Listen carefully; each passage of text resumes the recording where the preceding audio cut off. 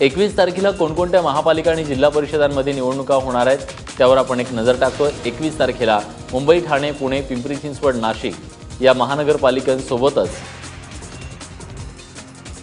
नागपूर, उल्हासनगर, सोलापूर, अमरावती आणि अकोला या महापालिकांसाठी मतदान होत आहे।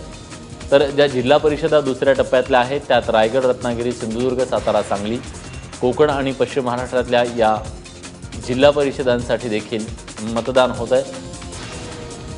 कोणत्या महापालिकांमध्ये किती उमेदवार आहेत त्यावर आपण नजर टाकतोय। मुंबईमध्ये एकूण जागा 227 आहेत तर उमेदवार 2267 आहेत।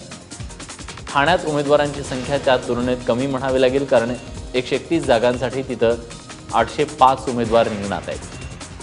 पुण्यात एकूण 162 जागांसाठी 1076 उमेदवार मैदानात उतरलेत, तर तिकडे पिंपरी चिंचवडमध्ये 128 जागांसाठी 758 उमेदवार आपलं नशीब आजमावत आहेत। सोलापूरमध्ये एकूण जागा 102 आहेत तर उमेदवार 743 आहेत।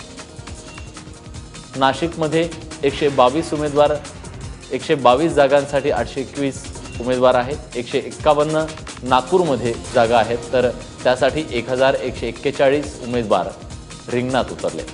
अकोल्यात 73 जागांसाठी 579 उमेदवार मैदानात उतरले।